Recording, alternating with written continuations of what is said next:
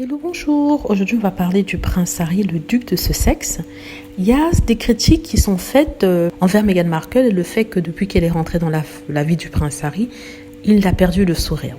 Donc on dit qu'il ne sourit pas, il est fait tout le temps la tête. Ce qu'il faut d'ailleurs remarquer, c'est que les journalistes, les journaux qui choisissent les photos d'Harry et Meghan s'arrangent pour prendre les pires des photos, c'est-à-dire des photos pour illustrer un point de vue négatif sur le couple. C'est-à-dire qu'on prend toujours des photos du prince Harry qui fronce ses sourcils, du prince Harry qui est hésitant, du prince Harry qui est nerveux. Pourtant, il y a des tonnes de clichés qui montrent le prince Harry souriant aux côtés de sa femme Meghan Markle. Mais bien sûr, ça, ce n'est pas relayé dans la presse.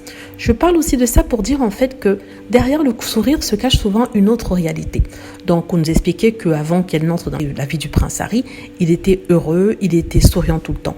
Alors, ce qui veut dire que les personnes qui disent ça n'écoutent pas le prince Harry. S'ils prenaient la peine d'écouter, ils se rendraient compte en fait que derrière ces sourires se cachait quelqu'un qui était en grande peine. Il a expliqué d'ailleurs qu'il avait du mal à continuer son rôle dans la famille royale, qu'il se sentait mal dans sa peau, qu'il se sentait incompris et qu'il jouait le clown et il souriait parce que bien sûr c'était naturel pour lui, mais aussi parce que ça cachait une réalité triste de sa vie.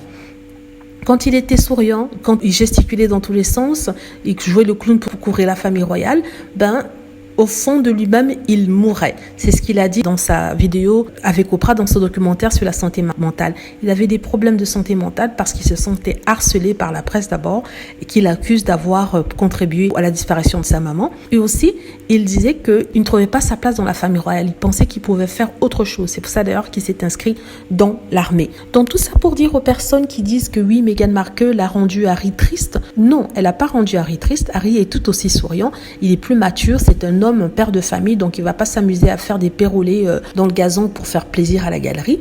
Et en même temps, cet Harry que vous connaissiez avant est un Harry qui souffrait. Il vous l'a dit, il le dit depuis dans ses interviews, mais personne ne veut l'écouter. Les gens veulent s'accrocher à une image qui ne correspond pas à la réalité, une image qui les rend heureux, parce que oui, ils aiment voir un prince comme ça, c'est la définition du prince, un prince riche dans la famille royale, fortuné, qui a le sourire, mais ils ne souhaitent pas voir un prince qui dit en fait que dans cette famille royale-là, il n'y avait pas de l'amour, tout est froid.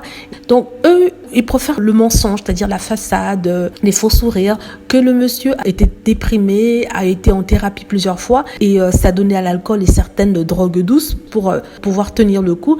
Ça les concerne pas, ils se sentent pas concernés, ça les intéresse pas. Ils ne veulent que le rêve de ce que la vie de prince peut être. Or, depuis que le prince Harry s'est échappé de sa cage dorée et vit vraiment une vie réelle, même si bien sûr très privilégiée, ça les dérange parce que leur prince adoré qui permettait de maintenir une façade et leur faisait rêver d'une autre vie que la leur, ça devient un problème. Voilà, dites-moi ce que vous en pensez. J'espère que vous avez aimé la vidéo. N'hésitez pas à cliquer sur like si c'est le cas, à vous abonner pour plus de vidéos et à cliquer sur la petite cloche afin d'être averti lorsque je poste une nouvelle vidéo. Merci.